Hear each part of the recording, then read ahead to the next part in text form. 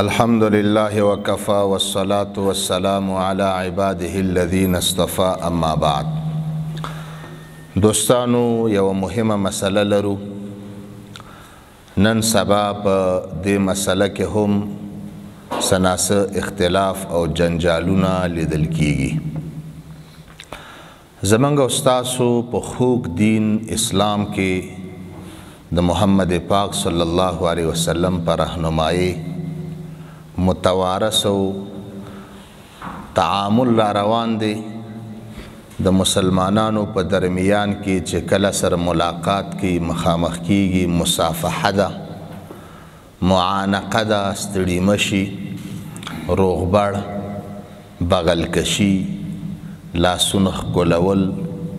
تعظیم و احترام و اکرام. په دې مسائلو کې ځینې خلک بېځایه مداخلې او بېځایه بحثونه کوي چې د هغې انتها بیا جنجالونو، حرام و حلالو، بد ردیو خبرې نور بل حد ته ورسیږي. یوه مسله چې موږ غواړو نن په بحث وکړو هغه د ستړي مشي مسله ده. حقیقت خو دا دی چې ستړي مشي دا د رسول الله صلی الله علیه وسلم په هدایاتو کې موږ لیدلی شو.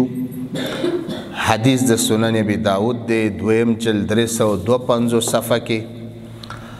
برا ابن عازب رضی الله تعالی عنہ روایت کی قال رسول الله صلی الله علیه وسلم، رسول الله مبارک او فرمایل اذا التقى المسلمان، کله چې دو مسلمانان سره ملاقات وکي مخامخ شي، فتصافحا دواړه سره ستړي مشي وکي، وحمد الله عز وجل د الله ثنا او د الله حمد او شکرانګي ادا کی، واستغفراه یو بل ته بخنه وغواړي، غفر لهما الله پاک دې دواړو ته بخنه کوي، الله پاک دې دواړو ته بخنه کوي. نور روایاتو کې شته چې الله پاک د دوی دا ګناهونه رژي د دې لاسونو نه. دا د مسلمانانو د مینې او د محبت یو راز دی او طریقه ده چې ستړي مشي به کوي، بغل کشي به کوي چې خطره د فتنې او د شهوت او بېګیرې هلکانو سره نه. نو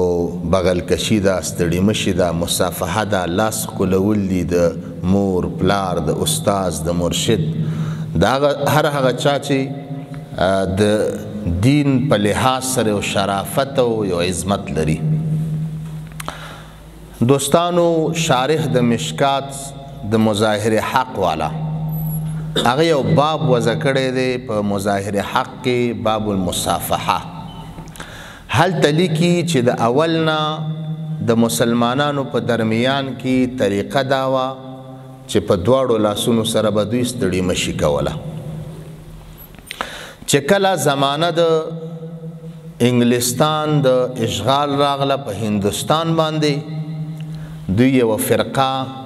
نوې فرقه پیدا کړه. همیشه د پاره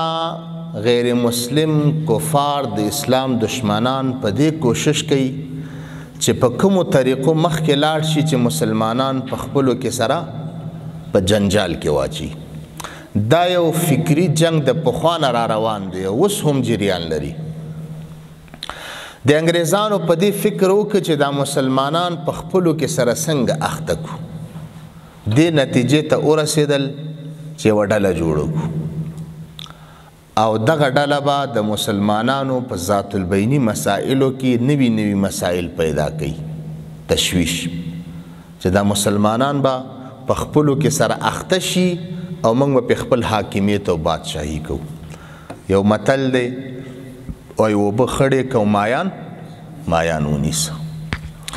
دوی یوه ډله جوړه کړله، په مختلفو نومونو باندې اوس نن سبا یادیږي. غیر مقلدین، اهل حدیث، سلفیان، دغه ډله یې جوړه کړله. که تاسو د دوی تاریخ وګورئ نو د انګریزانو د اشغال نه وړاندې، د هغوی د حاکمیت نه وړاندې دوی تاریخ نه لري. دوی تاریخ نه لري، هیڅ نه یو مدرسه لري، نه یو تفسیر لري، نه یو د حدیثو د شرح کم کتاب لري چې غیر مقلدینو د سلفیانو لیکلی وي بالکل تاریخ یې نشته هغې نه وړاندې دا یو حقیقت دی مسلم حقیقت دی دوی ته وخت په وخت وظیفه ورکړی شوه چې نوي نوي مسائل د خلکو په درمیان کې د جنجال دپاره پیدا کړي یوه مسله پکې دا پیدا شوه چې په هغه زمانه کې د انګریزانو د هغه زمانې نه عمل او طریقه په یو لاس تړي مشي وه چې په یو لاس به یو بل سره ستړي مشي کوله بالاخره انګریزانو دا کوشش وکړ چې دا خپل دا فعل دا حرکات په مسلمانانو کې هم رواج کړي نن سبا هم ډېر څیزونه رواج شوي دي زموږ په دې جامعه کې اول قدم کې دا شی رواج شو په پوهنتونونو په مکتبونو کې پوهنتونونو استادانو شاګردانو د مکاتبو په دې عصري علومو کې چې څه مراکز وو هلته دا رواج جوړ شو چې په یو لاس به ستړي مشي کېږي لکه دریشي او نیکټایي او دا ټول څیزونه هغې ځینې اول عملي شو اوس د غیر مقلدینو په دغه وخت کې کوشش وکړه چې څنګه موږ خپل اعتماد نورم زیات کو او یو څه کریډیټ او یو څه نمبر یې واخلو حاصل کو دی انګریزانو نه یو فتوه یې صادره کړه سره د دې نه چې د غیر مقلدینو هم په یو لاس تړي مشي شروع کړه خو ورسره یو فتوه هم صادره کړه دا ویلې چې په یو لاس تړي مشي دا سنت دی وایه په یو لاس تړي مشي څه شی دی سنت دی دا کومه طریقه چې په دیارلس نیم سوه کاله د مسلمانانو تعامل د رسول پاک صلی الله علیه وسلم د زمانې نه را روانو مسنونه طریقه مستحبه طریقه ښایسته طریقه په دواړو لاسونو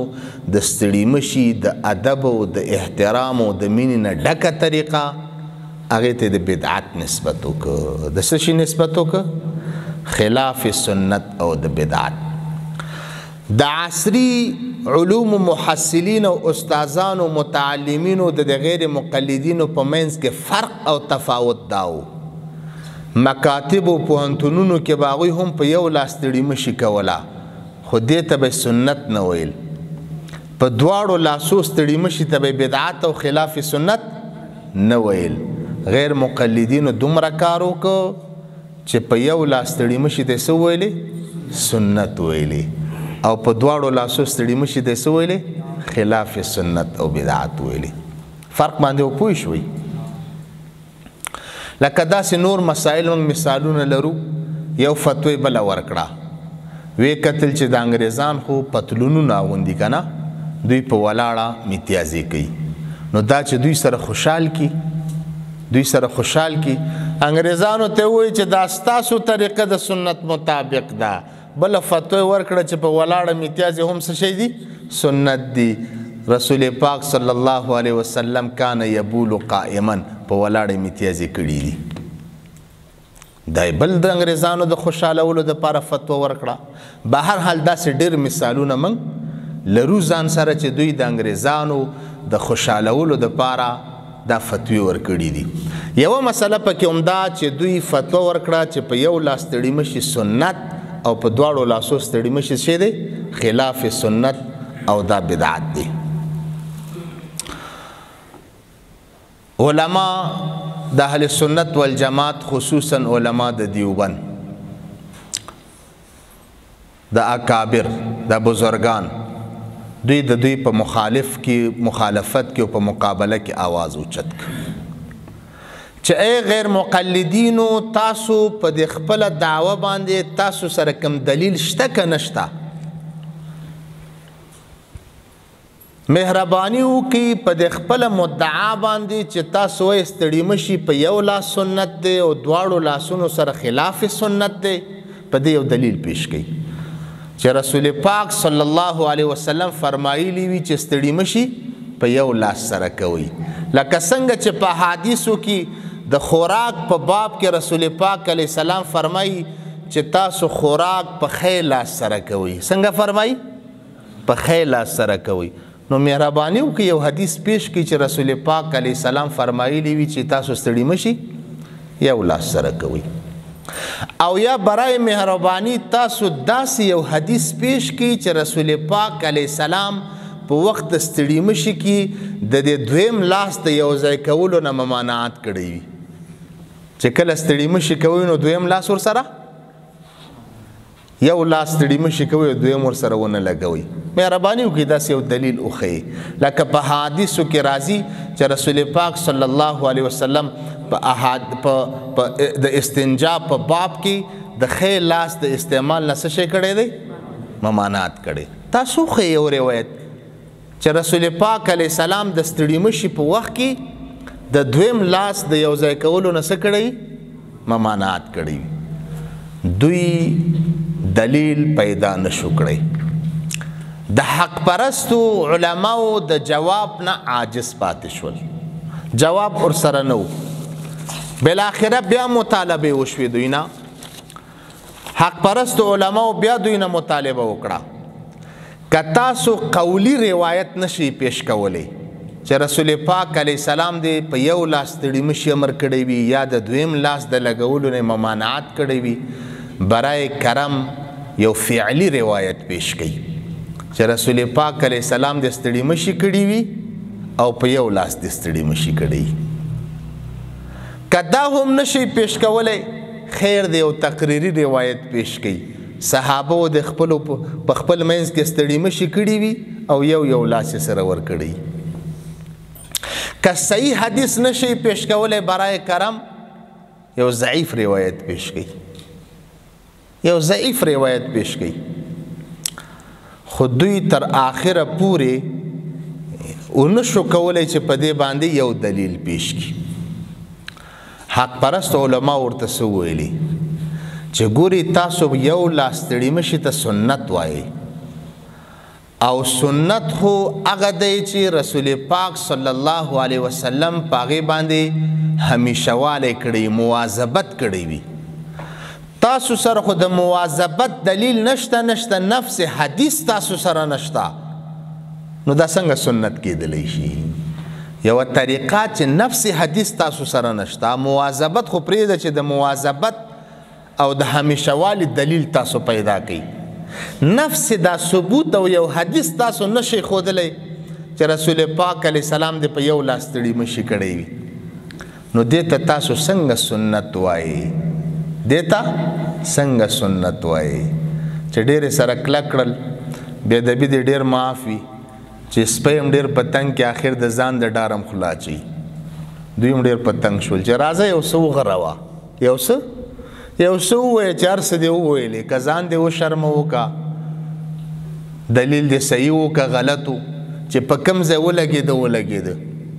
ځینې روایات راځي په احادیثو کې اخذ بالید. ما په دې چپتر کې په دې رساله کې